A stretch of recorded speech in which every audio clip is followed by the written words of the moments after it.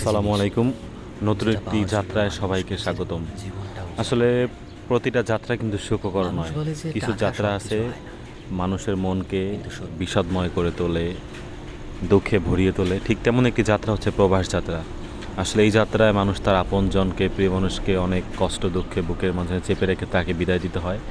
ঠিক যেই মানুষটা সবাইকে ছেড়ে চলে যায়, সেই মানুষটা ঠিক একইভাবেই কিন্তু নিজের প্রয়োজন, প্রিয়জন সবাইকে রেখে নিজের দেশ সবাইকে ছেড়ে পরপাশে পাড়ি দেয়। আসলে প্রবাসে যাওয়ার একটা নির্দিষ্ট ফ্লাইট আছে, একটা টিকিটে যখন ডেটটা আসে যে এত তারিখে ফ্লাইট, ঠিক একটা নির্দিষ্ট সময় আছে যাবার, কিন্তু ফেরার কোনো নির্দিষ্ট সময় নেই। কেন জানি নিজেকে গুছায় নিতে হয়, নিজের পরিবারকে গুছায় নিতে হয়, নিজের একটা অ্যাম্বিশন ওকে করতে হয়, তারপরে ফিরে আসার একটা নির্দিষ্ট সময় আবার, তাই না?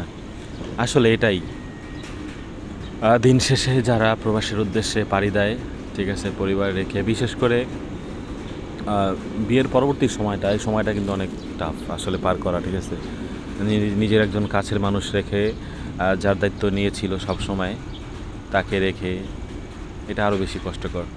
যাই হোক না কেন, আমার ভাগিনার প্রবাস যাত্রা শুভ হোক, সুখকর হোক। সে এখনও সিঙ্গেল আছে, আশা করি তার একটু কষ্টের পরিমাণ কম থাকবে। তারপর দেখা গেছে মা, বোন, আত্মীয় স্বজন এবং কি অনেক ছোটো বয়সী প্রবাসের উদ্দেশ্যে যাত্রা করলো, তো ওর প্রতি অনেক বেশি শুভকামনা থাকবে, ভালোবাসা থাকবে, আদর থাকবে।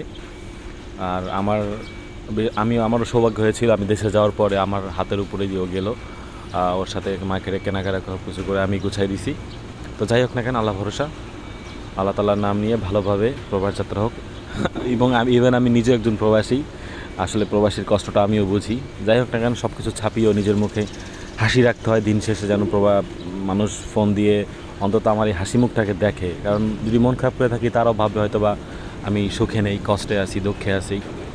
যাই হোক না কেন, ভালো থাকবো মামা, দেখা হবে। টাকার অভাব খুব ভয়ঙ্কর, সেই পর্যন্ত ঘরের ছেলেকে ঘর ছাড়া করে দেয়।